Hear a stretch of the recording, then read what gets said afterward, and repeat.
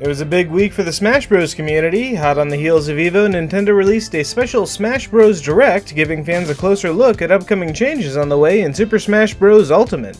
Director Masahiro Sakurai had previously said not to expect too many new characters in this iteration of the game, so of course in this Direct he announced 5 new characters, kicking things off with the reveal of Castlevania's Simon Belmont. The legendary vampire hunter will come with a new moveset and a Castlevania-themed stage to fight in, but he won't be there alone. Richter Belmont is joining the battle as well as an Echo Fighter. And there's more Echoes on the way. From the Fire Emblem series, Chrom comes in as an Echo Fighter for Roy, although it seems he's borrowing a special move from Ike, showing that Echo Fighters can be more different from their base counterparts than expected. And coming in from the Metroid franchise is Dark Samus, obviously an Echo Fighter of Mega Man.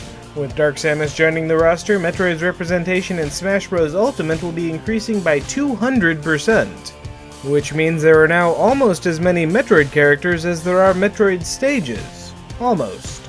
Smash Bros. Ultimate has gone a little crazy with their battlegrounds. With a current count at 103, the number of stages dwarfs any previous entry. It was already a safe bet that every past stage would be returning, but Nintendo's going the extra mile this time around, recreating the original N64 stages in all their 64-bit glory. And they're still making new entries as well. Along with Dracula's Castle, we'll also fight outside of the New Donk City Hall, which is sadly another one of those floating tour stages, but whatever, at least it's got the cool song. Moreover, every stage will have an Omega and a Battlefield variant this time around, but most importantly, Nintendo has confirmed what we already knew: stage hazards will have a toggle. This means, among other things, that players will finally be able to enjoy Mega Man's stage without that yellow robot butting in. And if that wasn't enough variety for you, here's a crazy feature that nobody saw coming. Stage Morph will let you pick between any 2 stages to shift between during the battle at either random or set intervals. Weirdly enough, it doesn't seem like there's an option to cycle through all the stages at random, but it will be cool to rotate between different Pokemon stadiums. Diving into the battle options themselves, one of the more interesting new features is the ability to switch from using the Smash Ball for ultimate attacks to having a meter that charges during the battle. This ultimate will be weaker than the Smash Ball variant, but more reliable. Expect a lot of debate over whether or not this option should be enabled in the competitive scene once the game launches.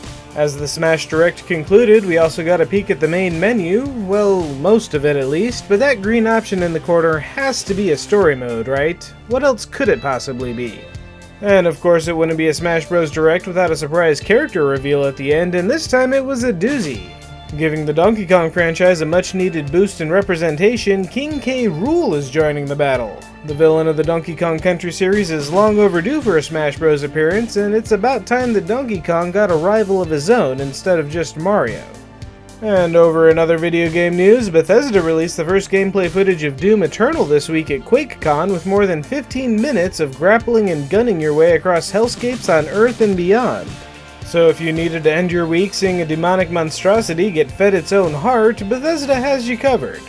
Heading into this week's releases, there's not much going on in theaters, but if you need your Dwayne Johnson fix, Ballers is starting its 4th season on HBO. Meanwhile, on Netflix, Matt Groening has tackled the present and future, so obviously the next logical step is Disenchantment, which is basically Futurama in a fantasy setting.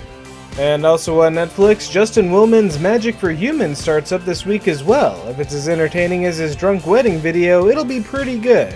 For the readers out there, Sherlock Holmes vs. Cthulhu, The Adventure of the Neuropsychosis comes out this week. It's the second of Lois H. Grush's trilogy, pitting the detective against the interdimensional horror.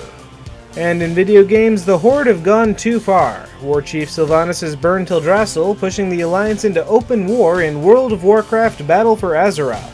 The latest WoW expansion has everything you'd expect from the big game update, introducing a new continent and more PvP modes for the 2 factions to fight over until the next overwhelming threat forces them to team up again.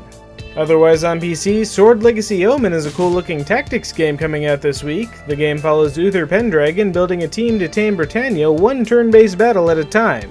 And also in the turn-based tactics genre is Phantom Doctrine, a Cold War-themed tactics game that seems to focus on espionage skill as much as combat. Meanwhile, it's time to say goodbye to Clementine as Telltale's The Walking Dead starts its final season. Expect one last round of horrific choices and consequences as we come to the end of Clem's story. And speaking of horrific, WW2 TD is this week's tower defense game, and wow, I think we have a new contender for the lowest effort tower defense. Come on dude, you have 22 games on Steam already. Step it up. Next up, they just won't stop coming. Death's Gambit is yet another really great looking Metroidvania game, and that's what, the fourth one in as many weeks? Who has time for all of this? Especially when there are games like The Legend of Proti competing for attention. Okay, that's kinda mean, but this RPG Maker entry does look pretty neat, starring a blob of goo that shapeshifts his way around the game to solve puzzles and save the day.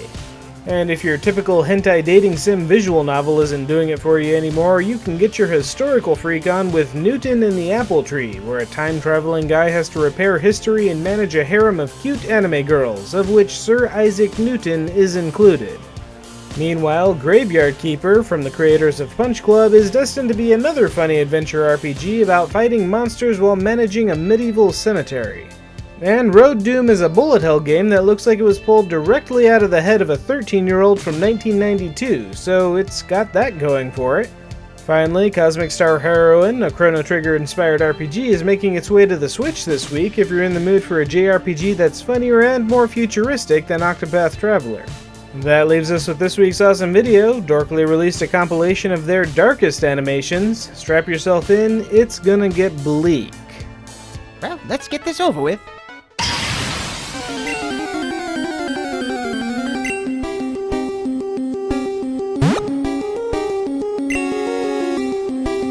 That's everything for this week, so since I always ask which character you want to see in Smash, let's switch it up a bit. Which character would you like to see as an Echo Fighter? I'm hoping for Mega Man X, but give me your ideas in the comments. As always, I appreciate likes and I appreciate subscriptions even more, so be sure to share this video with your friends and have a great week!